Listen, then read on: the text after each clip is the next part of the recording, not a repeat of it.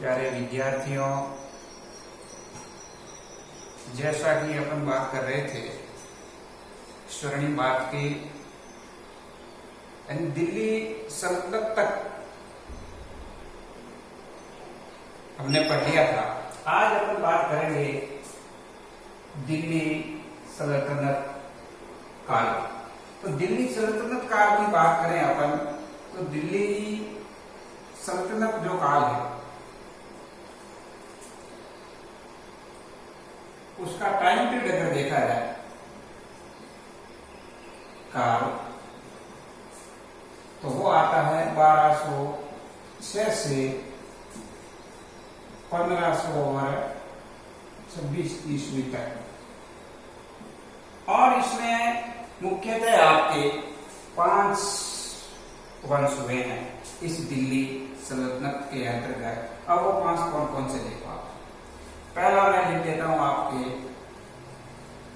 गुलाम वंश, ये सबसे पहले हुआ आपके। उसके बाद खिलजी वंश, खिलजी वंश। तीसरे की बात करें तो तुगलक वंश। चौथे की बात करें तो सैयद वंश। और 5वें की बात करें अंतिम, तो वो आपका आता है लोधी वंश। यानी दिल्ली सल्तनत काल की बात करें तो हम 5 वंश के बारे में जानकारी करेंगे। पहला है गुलाम वंश, दूसरा आएगा अपने को खिलजी वंश, तीसरा आएगा तुगलक वंश, चौथा आएगा सैयद वंश और 5वां आएगा आपके लोधी वंश। यानी इन 500 की अपन बात करेंगे और इन 500 को मिला करके ही आपके दिल्ली सल्तनत काल के नाम से जानते हैं। तो उसमें अपन सबसे पहले शुरुआत करेंगे, वो करेंगे अपन गुलाम वंश। इसकी बात करेंगे गुलाम वंश। तो देखिए आप, गुलाम वंश की बात करें, गुलाम वंश टाइम पीरियड अगर इसका देखा जाए तो 1206 ईस्वी से लगाकर 1206 से 1296 ईस्वी। गुलाम वंश की बात करें तो 1206 से लगा करके 1296 ईस्वी। इसमें सबसे पहला जो आपके शासक हुआ है उसकी बात करेंगे, उसका नाम मिलता है कुतुबुद्दीन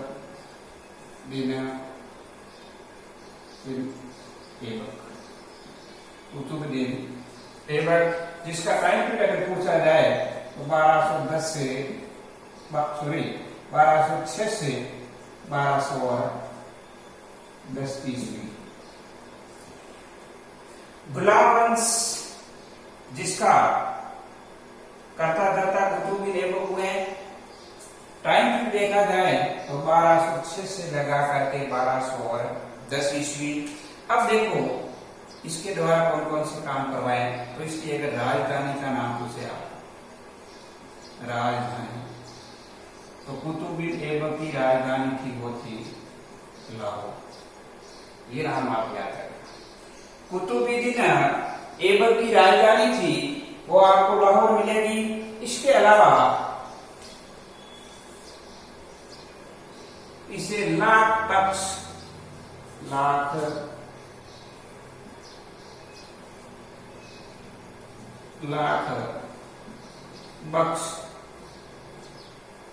शासक है,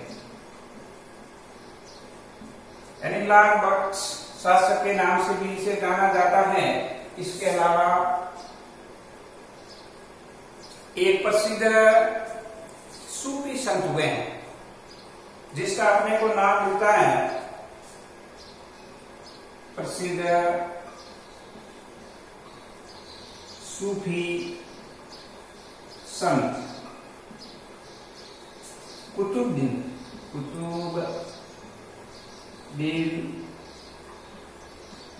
बख्तियार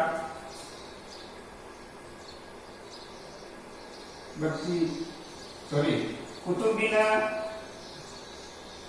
बख्तियार काकी।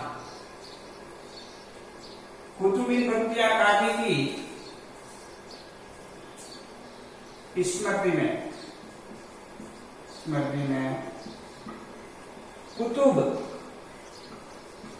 मीनार का निर्माण करवाया। बख्तियार काकी उसकी याद में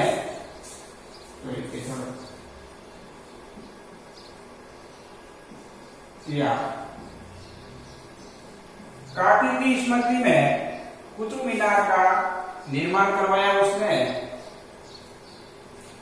इसके अलावा अपने को जानकारी मिलती है कि अजमेर के अंतर्गत एक संस्कृत पाठशाला थी, उसको तोड़वा करके भी उन्होंने 2.5 दिन का झोपड़े का निर्माण भी करवाया था।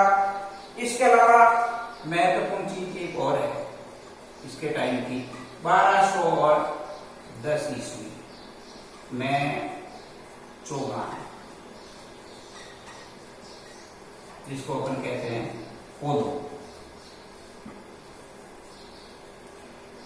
1210 ईस्वी में चौगान पोलो खेलते समय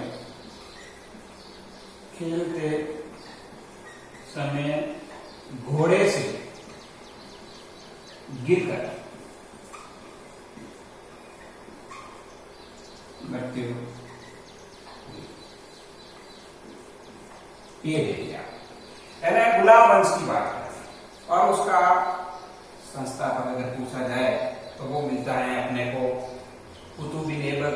टाइम पीरियड 1206 से लगा के 1210 ईस्वी। राजधानी उसकी लाहौर थी। लाख बख्श शासक के नाम से भी इसे पुकारा जाता है। प्रसिद्ध सूफी संत बख्तियार काकी की स्मृति में कुतुब मीनार का निर्माण उन्होंने करवाया था। कुतुब मीनार है वो 5 मंजिला है। इस तरह से ये 5 मंजिला है। पहली मंजिल का निर्माण है वो कुतुबुद्दीन ऐबक के द्वारा करवाया गया था। इन 3 का निर्माण इल्तुतमिश ने और अंतिम का निर्माण है वो फिरोज शाह तुगलक के समय करवाया गया था। तो ये था आपके कुतुबुद्दीन ऐबक। अब अपन बात करेंगे आगे, वो मिलता है इल्तुतमिश। क्या नाम मिलता है? इल्तुतमिश। दिल्ली सल्तनत का दूसरा प्रतापी शासक जिसका नाम मिलता है इल्तुतमिश। काफी शक्तिशाली और गुलाम वंश का वास्तविक संस्थापक भी माना जाता है। तो मैं लिख देता हूं इल्तुतमिश। इल्तुतमिश की बात करें तो इसका टाइम पीरियड है वो 1210 से 1236 ईस्वी, ये इनका टाइम पीरियड है। बात करें इनके टाइम की घटना तो ये ऐबक का दामाद व उत्तराधिकारी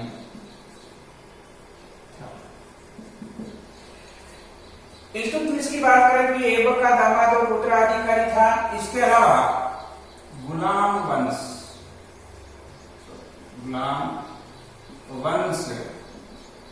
का वास्तविक संस्थापक, महत्वपूर्ण चीज है, वास्तविक संस्थापक माना जाता है आपके कुतुबुद्दीन इल्तुतमिश को। इसके अलावा उन्होंने इसके टाइम पीरियड की बात करें तो उन्होंने रणथंभौर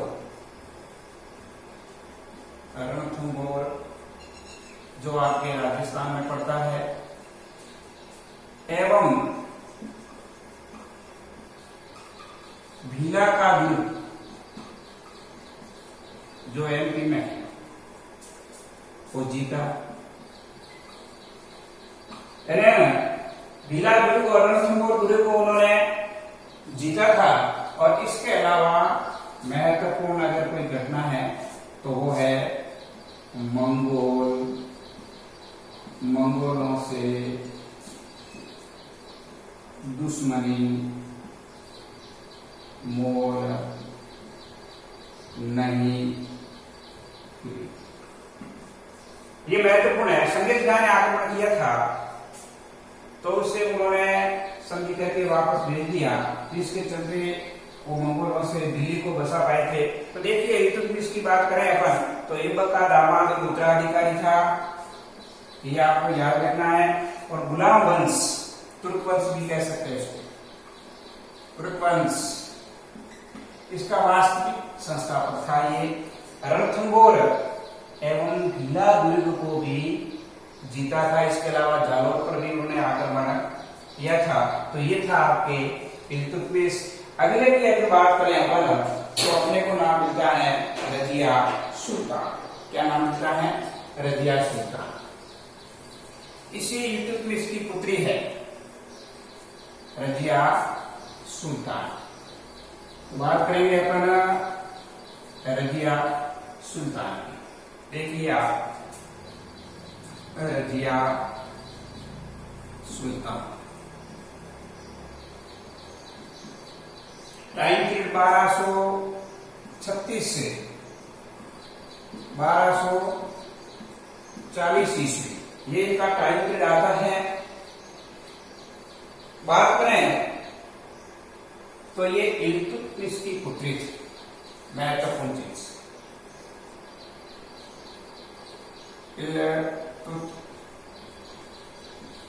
इल्तुतमिश की पुत्री।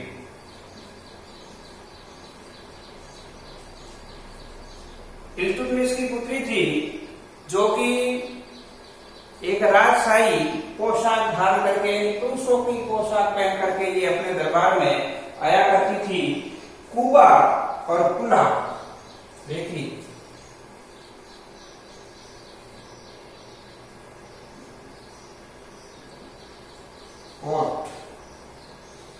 कुबा और इसके अलावा कुल्हा,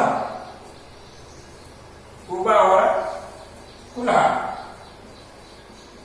जिसका अर्थ होता है टोपी, पहनकर दरबार में आती थी। तो देखिए आप अगर इसकी बात करें तो ये रजिया सुल्तान है, वो इल्तुतमिश की पुत्री थी। कुबा यानी कोट, कुल्हा यानी टोपी पहन करके ये अपने दरबार में आया करती थी। और साथ में ही अगर बात करें तो उन्होंने अल्टुनिया से, महत्वपूर्ण चीज है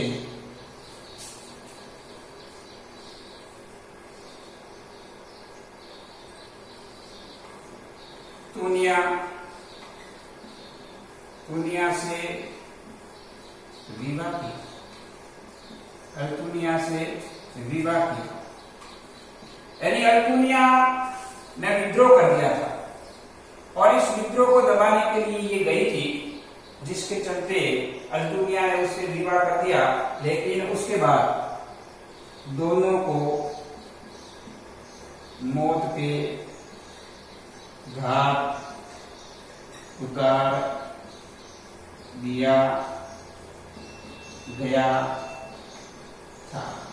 तो अपने को याद रखना है कि रजिया सुल्तान है, उन्होंने अल्टुनिया से विवाह किया और विवाह करने के बाद जब दोनों वापस लौट रहे थे इस अभियान के दौरान, तो उस दोनों को उनके दुश्मनों ने उसको मौत के घाट उतार दिया था। तो ये थी आपकी रजिया सुल्तान, दिल्ली सल्तनत की पहली महिला शासिका। कुबा यानी कोट, कुल्हा यानी टोपी पहन करके ये अपने दरबार में आया करती थी। इसके अलावा बात करें अपन तो अगले एक और शासक आते हैं जिसका नाम मिलता है बलबन। महत्वपूर्ण शासक है गुलाम वंश का।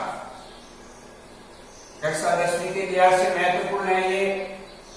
तो बात करेंगे अपन बलबन की। बलबन,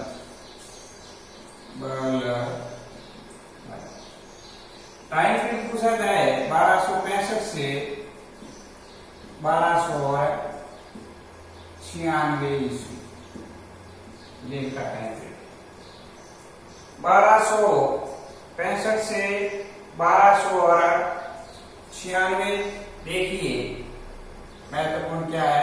अगर बात करें बचपन का नाम, अगर बात करें अपन इसके बचपन के नाम की, तो बचपन का नाम लिखता है उलूग खां। क्या लिखता है? उलूग खां, ये इसके बचपन का नाम है। इसके अलावा दल चालीसा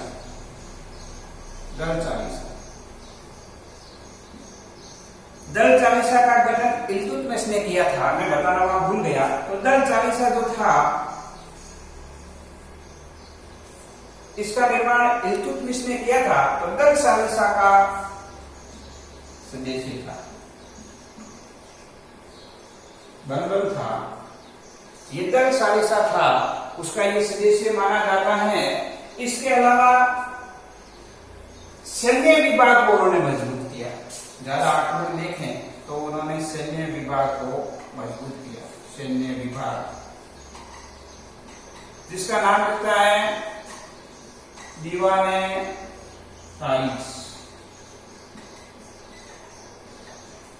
आरिज को उन्होंने महत्वपूर्ण बनाया, ताकि किसी भी आक्रमण को रोका जा सके। सिजदा और पाबोस महत्वपूर्ण है। ये सिजदा व पाबोस प्रथा की शुरुआत। देखो सिजदा और पाबोस क्या है। यानी कोई भी सामंत है, सरदार है, जब वो इसके दरबार में आएगा तो वो झुक करके राजा को सलाम करेगा।